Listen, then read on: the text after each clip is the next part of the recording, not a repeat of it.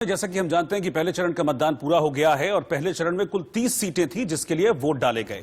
इसी पर बातचीत करने के लिए, क्योंकि पहले चरण में आज बंपर वोटिंग हुई है, हमारे साथ केंद्रीय मंत्री डॉक्टर जितेंद्र सिंह जी हैं। मैं सीधा उन्हीं के पास चल रहा हूं। डॉक्टर जितेंद्र सिंह, स्वागत है आपका बहुत बहुत इंडिया न्यूज में।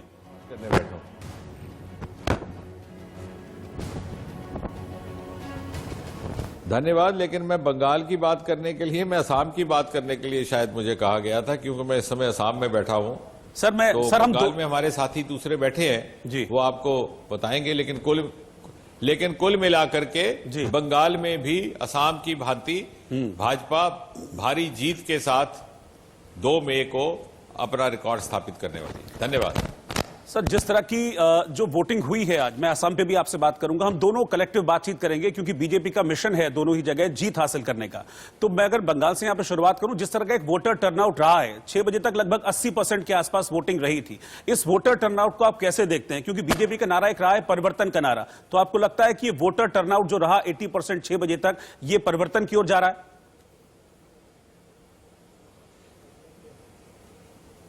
देखिए, ज्यादा समय ना लेते हुए, तो कि आपका भी समय कीमती है, एक ही वाक्य में ये कहूंगा, जो वोटर टर्नआउट, हैवी टर्नआउट हुआ है बंगाल में, वो परिवर्तन के समर्थन में हुआ है। और जो हैवी वोटर टर्नआउट, वो भी लगभग 80% असम में हुआ है, वो प्रो इंक्यूबेंसी हुआ है। तो दोनों ही जगह, दोनों ही राज्यों में इतिहास रचा जा रहा है कि परिवर्तन के प्रति इतना समर्थन एक और प्रो इंक्यूबेंसी एक ऐसी पार्टी के लिए, एक ऐसी दल के लिए जो 5 वर्ष सत्ता में रहा जी। आमतौर से इस प्रकार की अपेक्षा नहीं रहती विश्लेषकों द्वारा जी। मैं आपसे जानना चाहूंगा सर, असम में क्योंकि लास्ट टाइम जो आज जिन 47 सीटों पर वोटिंग हुई है उसमें काफी सारी सीटें बीजेपी ने जीती थी, 35 सीटें बीजेपी जीत कर आई थी। इस बार 47 सीटों पर वोटिंग संपन्न हुई है, क्या एक्सपेक्ट आप कर रहे हैं? पिछली बार से ज्यादा एक्सपेक्ट कर रहे हैं?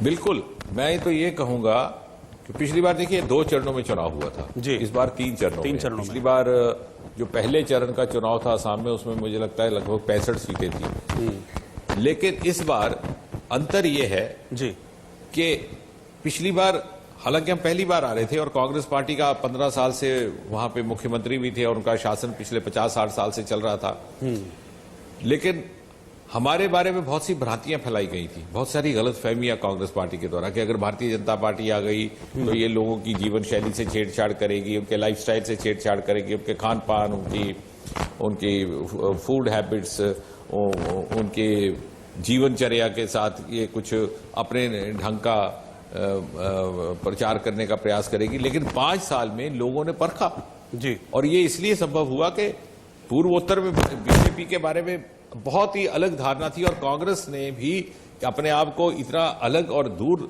अलग थलग रखा था कि कांग्रेस पार्टी का कोई नेता जी यदि पूर्वोत्तर में आता या असम में आता तो मीडिया में कहा जाता कि सेंट्रल मिनिस्टर और मिनिस्टर फ्रॉम इंडिया और leader from India. Bharatiya Janata party के कार्यकर्ताओं ने पिछले 7 वर्षों में मोदी जी की प्रेरणा से दिन रात काम किया है। हम लोगों के बीच बैठे हैं 24/7 to 365, उनकी संवेदनाओं को समझा है, उनकी जरूरतों को समझा है, उनको कन्विंस किया है कि हम वो नहीं है जैसा हमारे बारे में कहा जाता है। हम समाज के हर वर्ग, हर तबके की सुरक्षा करने के लिए, उसकी संस्कृति की सम्मान करने के लिए प्रतिबद्ध है। पूर्वोत्तर तो एक ऐसा क्षेत्र है जहां we have more than 200 tribes जी, अनेकों भाषाएं, अनेकों वेशभूषाएं, अनेकों खान पान। लेकिन भारतीय जनता पार्टी को इतनी कठिनाई से अपने आप को स्थापित करना पड़ा क्योंकि हमारे बारे में गलतफहमी थी। प्रधानमंत्री मोदी जी स्वयं 50 बार पूर्वोत्तर के दौरे पर आए हैं बतौर प्रधानमंत्री, जिसमें से लगभग 40 बार तो वो असम में आए जी। और मुझे नहीं लगता इनसे जो पूर्व प्रधानमंत्री थे वो तो राज्यसभा के सदस्य भी थे असम से। और उसका कारण था कि पहले मीडिया में जब असम के बारे में खबर आती तो आती इंसर्जेंसी के लिए, हिंसा के लिए, रोड ब्लॉकेड के लिए, भ्रष्टाचार के लिए, घोटालों के लिए। आज खबर आती है कि मोदी जी ने उद्घाटन किया हिंदुस्तान के सबसे बड़े पुल का, 2.5 घंटे का सफर असम और अरुणाचल के बीच में तय हो जाएगा 45 मिनट में। तो ये सारा बदलाव, क्रांतिकारी बदलाव जब लोग देख रहे हैं, विशेषकर युवा देख रहा है, क्योंकि हमारा 70% मतदाता है जी, तो वो तर्क के साथ बात सोचता है, तर्क के साथ वो अपना मन बनाता है। इसलिए हमने लोगों के मन जीतने के लिए, उनका विश्वास प्राप्त करने के लिए मोदी जी ने कठोर मेहनत की है और उनकी प्रेरणा से प्रत्येक कार्यकर्ता दिन रात इस समर्पण के साथ पूर्वोत्तर में लगा कि हमने पूर्वोत्तर को विकसित करके, असम को विकसित करके देश के जो दूसरे राज्य है, भले ही गुजरात है, महाराष्ट्र है, उसके स्तर पर लाना है। यही मोदी जी का आह्वान था प्रधानमंत्री बनते ही। और मुझे लगता है कि बहुत मात्रा में हमने ये काम करने में सफलता भी प्राप्त की और लोगों के दिलों में घर बनाने में भी कामयाबी हासिल की। जी सर, मैं एक रिएक्शन आपसे चाहूंगा। आज ममता बनर्जी ने जो अपनी एक रैली के दौरान कमेंट किया है प्रधानमंत्री मोदी के बांग्लादेश दौरे को लेकर, क्योंकि बांग्लादेश में है प्रधानमंत्री नरेंद्र मोदी, 2 दिन का उनका दौरा रहा, वो मतुआ समुदाय से भी मिले, मंदिरों में दर्शन भी किए। ममता बनर्जी कह रही है चुनाव आचार संहिता का उल्लंघन कर रहे हैं पीएम, हम चुनाव आयोग जाएंगे। अब मुझे आप बताइए, आप मेरे से क्या रिएक्शन की अपेक्षा करते हैं? पहली बात तो यह कि चुनाव संहिता बांग्लादेश में नहीं लगी हुई। दूसरी बात यह कि यदि कोई नेता इस प्रकार की बात करता है तो she is speaking from a position of weakness, not from a position of strength. वो अपनी मनस्थिति का इजहार जाने अनजाने में कर बैठी हैं ये कह करके कि उन्हें अपराजय का सामना हो रहा है। तीसरी बात, सवाल तो ये है बांग्लादेश को लेकर के, बंगाल को लेकर के। प्रधानमंत्री बनने के तुरंत बाद मोदी जी ने एक ऐतिहासिक कार्य किया जिसका उल्लेख बहुत कम आ रहा है जी। मैं चाहता हूं कि उसको बार बार दोहराया जाए। Indo Bangladesh agreement on exchange of enclaves. क्योंकि पहले क्या होता था कि पश्चिम बंगाल से अगर आपको पूर्व उत्तर जाना होता तो बीच में बांग्लादेश के हिस्से था जी। उससे ईज ऑफ बिजनेस पर भी प्रतिकूल प्रभाव पड़ता, ease of movement, ease of transport पर भी प्रतिकूल प्रभाव पड़ता। और मुझे हैरानगी होती है कि ये संधि तो आज से 50 वर्ष पहले हो जानी चाहिए थी, जबकि बांग्लादेश का जन्म हुआ तब तो कांग्रेस पार्टी का शासन था पश्चिम बंगाल में भी और केंद्र में भी, और ममता बनर्जी उस समय कांग्रेस की ही नेता थी। तो ये तो प्रश्न उनको उत्तर देना है। आज बंगाल की जनता भी इस बात को भली भांति समझ बैठी है कि किस तरह से हमारा शोषण हुआ है। राजनीति गद्दी, अपनी राजनीतिक रोटियों को और राजनीति अपनी बनाए रखने के लिए किस प्रकार से उनकी जो जरूरतें थी उनकी प्रगति। बिकॉज बंगाल के बारे में एक जमाने में कहा जाता था कि what Bengal thinks today the world thinks tomorrow. भारतीय उपमहाद्वीप जो अनडिवाइडेड इंडिया था उसका भी सबसे अधिक प्रगतिशील, जहीन और दूर अंदेश क्षेत्र और वहां के लोग थे तो बंगाल के थे जी। उसको पिछाड़ करके इस कदर धकेल दिया पहले सीपीएम ने, फिर उसके बाद टीएमसी ने, कि ताकि वो एक बेहाली के आलम में रहे और उस बेहाली का हम लाभ लेते हुए बार बार इलेक्शन लड़ते रहे और अपनी सत्ता बनाए रखे। पहली बार बंगाल के लोगों को एहसास हुआ है कि हमें कहीं रिडेम्पशन मिलने जा रहा है, हमारा प्रायश्चित होने वाला है, और भारतीय जनता पार्टी उसका माध्यम बनी है। मुझे तो लगता है कि भारतीय जनता पार्टी की सरकार आने से न केवल एक राजनीतिक परिवर्तन होने वाला है, जैसे कहा आपने भी कहा और हमने भी कहा, बल्कि एक बहुत बड़ी सामाजिक क्रांति होगी। बंगाल जो अपनी छवि से हट गया था उस छवि को फिर से बहाल करने का कार्य भारतीय जनता पार्टी के माध्यम से मोदी जी के नेतृत्व में होने वाला है जी। सर, आज जब चुनाव हुआ तो इस दौरान बहुत सारी शिकायतें सामने आई हिंसा की। बीजेपी की तरफ से भी शिकायत की गई, टीएमसी की तरफ से भी शिकायत की गई, लेफ्ट की तरफ से भी शिकायत की गई, बल्कि टीएमसी का तो एक 10 सांसदों का दल इस शिकायत को लेकर पहुंचा राज्य चुनाव आयोग के पास कि भाई जो आंकड़े जारी कर रहे हैं 1 घंटे वाले वोटिंग परसेंटेज के, उन आंकड़ों में भी गड़बड़ी हो रही है।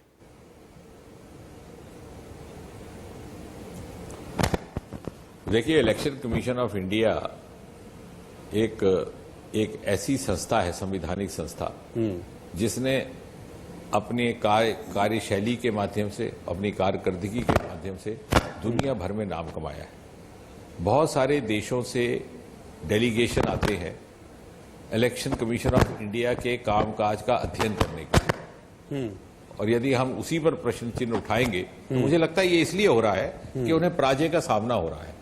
जो पार्टी चुनाव हार रही होती है वो इस तरह के बयान देती है। मुझे लगता है कि मीडिया में बैठे हुए आप जैसे जो विश्लेषक है वो इस बात का बेहतर एनालिसिस लगा पाएंगे कि इस प्रकार के बयानबाजी के पीछे क्या मनस्थिति रहती होगी और क्यों ऐसी मनस्थिति बन गई है जिसके कारण इस प्रकार के बयान आ रहे हैं जी।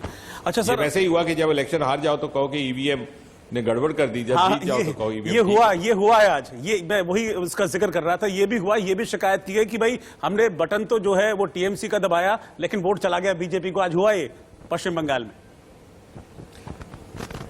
अब आपको मैं एक बात और भी जोड़ दूं। आप 2 मई को देखना, जब आप बैठे होंगे जी एनालिसिस करने, उस दिन इन्होंने ये कहना था कि मशीनों में भाजपा वालों ने ऐसी गड़बड़ की थी इलेक्शन कमीशन को कहकर के कि बटन तो टीएमसी का दबाया जाता था लेकिन वोट जाता था बीजेपी में। बिल्कुल, और मेरे अपने चुनाव में भी ये कहा गया, जहां ये हार जाते हैं वहां यही कहते हैं, ये हारते हुए दल की भाषा है, ये हारते हुए व्यक्ति की भाषा है। लेकिन सर मैं असम पे वापस लौट रहा हूं, क्योंकि असम पर भी हम बातचीत कर रहे हैं। आप असम पर अपनी जीत का दावा कर रहे हैं। आज सर्बानंद सोनोवाल जी ने भी कहा कि 100+, इस बार 100+ हम लेने जा रहे हैं। लेकिन अब से कुछ देर पहले सलमान खुर्शीद साहब भी हमारे साथ जुड़े हुए थे, दावा वो भी कम नहीं कर रहे हैं। वो भी कह रहे हैं कि असम इस बार हमारा होगा, देख लेना हम बीजेपी से छीन लेंगे। अब किसके दावे को माने सच?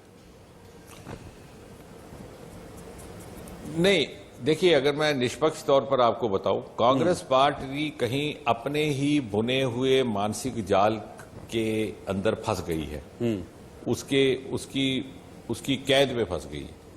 क्योंकि इन्होंने पहले अजमल के साथ समझौता किया और इन्हें लगा कि we have played a great trump card. तो ये भूल बैठे कि 15 वर्ष तरुण गोगोई जब मुख्यमंत्री रहे, देश के कदावर कांग्रेस के नेताओं में से एक थे, 1960 के दशक में वो सांसद थे। उनको जब भी ये सुझाव दिया जाता कि बदरुद्दीन के साथ समझौता किया जाए तो वो बहुत क्रोधित होकर के इस बात से इनकार करते। बल्कि एक बार तो एक मीडिया में से किसी ने उनसे पूछा भी कि are you contemplating an alliance with Badruddin, तो उन्होंने बड़े गुस्से से कहा हु इज बदरुद्दीन। आज उन्हीं के दल के लोग बदरुद्दीन को आउटसोर्स कर बैठे हैं अपना चुनावी अभियान, उसको वर्चुअली अपना मुख्यमंत्री चेहरा बना करके उसके पीछे चल रहे हैं। तो ये अलायंस कांग्रेस का बदरुद्दीन के साथ नहीं है, बदरुद्दीन अजमल का कांग्रेस के साथ है। और शायद ये उसी जो इन्होंने एक भ्रम अपने लिए रचा है, उसी भ्रम का ये शिकार हो गए, उसी भ्रम में कैद हो गए। इन्हें लग रहा है कि हम जीत जाएंगे बदरुद्दीन के कंधे पर बैठ करके, जैसा नहीं होने वाला। और जैसे जैसा चुनाव आगे बढ़ेगा, आज तो पहला चरण हुआ है, असम की जनता को और कांग्रेस के अपने कार्यकर्ताओं को यह एहसास होने लगेगा कि अजमल के साथ किया हुआ हमारा समझौता हमारे लिए ही एक लायबिलिटी, हमारे लिए एक बोझ बनता जा रहा है। नहीं, लेकिन कांग्रेस और कुछ राजनीतिक असम के लोगों में अपनी शनाख्त, अपनी आइडेंटिटी, अपनी संस्कृति के प्रति इतनी संवेदना है असम के लोगों में, और जिसकी सुरक्षा करने के लिए भारतीय जनता पार्टी प्रतिबद्ध है। हमने मैनिफेस्टो में भी सबसे पहला बिंदु यही रखा है। लेकिन आप बात कर रहे हैं कि बदरुद्दीन अजमल का आपने जिक्र किया कि अब उनके आने से कांग्रेस को नुकसान होगा, लेकिन कांग्रेस उसी में अपना फायदा सोचे बैठी है। कांग्रेस ये कह रही है कि देखिएगा लोअर आसाम में जब वोटिंग होगी तब इसका क्या इंपैक्ट पड़ेगा। तो लोअर आसाम में जो है वो बीजेपी को हम साफ कर देंगे और अजमल के साथ मिलकर हम वहां पर बिल्कुल मेजर वोट शेयर ले लेंगे। अब यही तो है, अपने ही रचे हुए भ्रम में वो स्वयं भ्रमित हो रहे हैं, लेकिन 2 मई को उनको समझ आ जाएगा। आपको क्या लग रहा है कि लोअर असम में कुछ नुकसान होने की संभावना है बीजेपी को, इसीलिए बीजेपी ये एक्सपेक्ट कर रही है कि नहीं, जो अपर आसाम है उसमें हम कम से कम इस बार जो 47 सीटें हैं उनमें 42 से 43 से 45 जितनी सीटें आ जाए उतना अच्छा है, वहां का नुकसान की भरपाई वहां हो जाएगी? नहीं, देखिए, मैं कुछ बात केवल इसलिए नहीं करूंगा कि राजनीतिक दृष्टि से वो ठीक है, कि पॉलिटिकली करेक्ट है। रियल पॉलिटिक्स के हिसाब से आई अप्रिशिएट जो आपने सवाल किया। हुआ ये है, जब आप लोअर असम की बात करते हैं, इस तरह की अटकलें क्यों लगाई जा रही हैं? क्योंकि कांग्रेस पार्टी ने अजमल के साथ मिलकर के पूरी तरह प्रयास किया है पोलराइजेशन का, जो एक बड़ा ही भयानक फिनोमेना है और एक बड़ा ही अफसोसनाक, क्योंकि पूर्वोत्तर में इस तरह की संस्कृति नहीं है।